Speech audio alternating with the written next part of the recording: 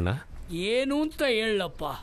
ಯಾರಾನ ಒಳ್ಳೆಯವರು ಚೆನ್ನಾಗಿ ಬಾಳ್ತಾರೆ ಅಂದ್ರೆ ಈ ಜನ ಸಹಿಸ್ಕೊಳ್ಳಲ್ವಲ್ಲಪ್ಪ. ನೀನೇನು ಹೇಳ್ತಾ ಇದೆಯೋ ನನಗೆ ಅರ್ಥ ಆಗ್ತಾ ಇಲ್ಲ ಅಣ್ಣ. ಅಯ್ಯೋ ಈ ಪಾಪಿ ವಾಸು ನನ್ನ ಮಗ, ನೀನ್ ಪಾಸ್ ಆಗೋದನ್ನ ಸಹಿಸ್ಕೊಳ್ದೆ ಏನೋ ಮಸ್ಲತ್ ಮಾಡಿ ನಿನ್ನ ಫೈಲ್ ಆಗಂಗ್ ಮಾಡ್ಬಿಟ್ಟಲ್ಲ. ಏನನ್ನ ಹೇಳ್ತಾ ಇದೀಯಾ? ನೀನ್ ಏನು ಅಂತ ನನಗೆ ಗೊತ್ತು. ಈ ಅವಮಾನನ ನೀನ್ ತಡ್ಕೊಳ್ಳಲ್ಲ. ನನ್ನ ಮಾತು ಕೇಳು, ಸ್ವಲ್ಪ ದಿನ ಎಲ್ಲಾನ ದೂರ ಹೋಗ್ಬಿಡು. ಎಲ್ಲ ತಣ್ಣಗ ಆದ್ಮೇಲೆ ನೀನೇ ಬರುವೆ.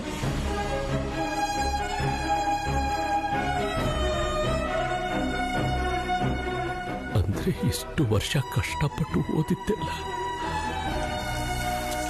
ಕುಮಾರಣ್ಣ, ನಾಳೆ ನಿನ್ ರಿಸಲ್ಟ್ ಅಂತ ಏರಿಯಾದವರೆಲ್ಲ ರಜಾ ಹಾಕಿ ಗ್ರೌಂಡಲ್ಲಿ ಸ್ಟೇಜ್ ಆಗ್ತಾವ್ರೆ. ಏನಂಗ್ ಡಲ್ಲಾಗಿ ನೋಡ್ತಾ ಇದೀಯಾ? ಪಾಸ್ ಆಗ್ತೀಯ ತಾನೇ? ಸರಿ, ನಾನು ಬಂಟಿಂಗ್ಸ್ ಎಲ್ಲ ಕಟ್ಬೇಕು, ಬರ್ತೀನಿ. ಬಾಯ್ ಬಾಯ್.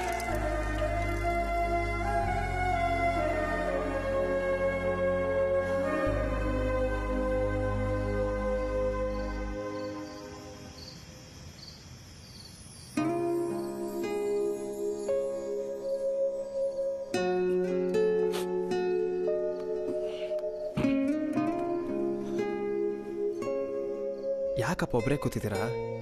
ನಾಳೆ ರಿಸಲ್ಟ್ ಕುಮಾರ್, ಏನಾಗುತ್ತೋ ಅಂತ ಭಯ ಆಗ್ತಾ ಇದೆ. ಏನೂ ಆಗಲ್ಲ, ಎಲ್ಲ ಒಳ್ಳೇದೇ ಆಗುತ್ತೆ. ನಾನು ಚೆನ್ನಾಗಿ ಬರ್ದೆ. ಆದ್ರೆ ಏನು, ಕಾಲೇಜು ಅಂದಮೇಲೆ ಪಾಸು ಫೇಲು ಕಾಮನ್ನು. ಅಕಸ್ಮಾತ್ ಫೇಲ್ ಆದ ಏನ್ಕೋ, ನಾನು ಮತ್ತೆ ಕಟ್ಟಿಸ್ತೀನಿ ಬಿಡು ಎಕ್ಸಾಮ್ನ. ನೀನು ಓದುವಾಗ ನನಗೆ ಯಾವತ್ತೂ ಹಿಂಗೆ ಹೇಳಿಲ್ಲ. ಓದು ಓದು ಅಂತಿದ್ದೆ, ಎಷ್ಟೇ ಮಾರ್ಕ್ ತಗೋ ಅಂತ ತುಂಬಾ ಹಿಂಸೆ ಕೊಟ್ಟಿದ್ದೆ. ನನಗಿಂತ ನೀನು ತುಂಬಾ ಒಳ್ಳೆ ಅಪ್ಪ ಆಗ್ಬಿಟ್ಟೆ ಅಪ್ಪ. ಹಂಗೇನಿಲ್ಲಪ್ಪ, ನಂದು ತಪ್ಪಿದೆ. ನೀನು ಹೇಳೋ ಮಾತು ಕೇಳಿದಿದ್ರೆ ನನಗೆ ಈ ಪರಿಸ್ಥಿತಿ ಬರ್ತಿರ್ಲಿಲ್ಲ. ಇಲ್ಲ ಕುಮಾರ್, ಈ ವಯಸ್ಸಲ್ಲಿ ಊರವ್ರ ಮುಂದೆ ಓದ್ತೀನಿ ಅಂತ ಹೇಳಿ ನಾಳೆ ಫೇಲ್ ಆದ್ರೆ ಅವ್ರ ಮುಂದೆ ಹೆಂಗ್ ತಲೆ ಎತ್ಕೊಂಡು ಓಡಾಡೋದು? ಈ ಟಿವಿ ಅವರು ಬೇರೆ ಇದನ್ನ ದೊಡ್ಡ ಸುದ್ದಿ ಮಾಡಿದ್ದಾರೆ. ಇದೆಲ್ಲ ನೋಡ್ತಾ ಇದ್ರೆ ನಾಳೆ ನಾನು ಬದುಕ್ತೀನಿ. ಅಪ್ಪ, ಅಕ್ಕೆಲ್ಲ ಏನು ಅನ್ಕೋಬೇಡಪ್ಪ. ನೀನ್ ಕೊಟ್ಟಂತ ಬಂಗಾರ ಬದುಕನ್ನ ನಾನು ಹಾಳು ಮಾಡ್ಕೊಂಬಿಟ್ಟೆ. ಇವಾಗ ನನಗೆ ಜೀವನ ಹತ್ರ ಏನು ಅಂತ ಅರ್ಥ ಆಗ್ತಿದೆ. ನಿನ್ನ ಶ್ರಮ ಏನು ಅಂತ ನಿನ್ನೆ ಜಾಗಕ್ಕೆ ಬಂದ್ಮೇಲೆ ಗೊತ್ತಾಗ್ತಿದೆ ಅಪ್ಪ.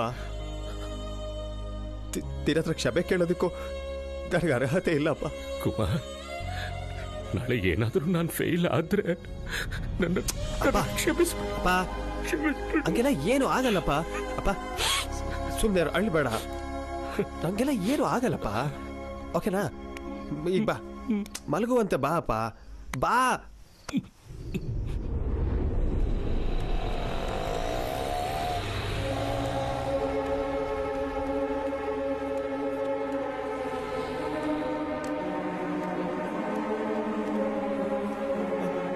ಅಪ್ಪ,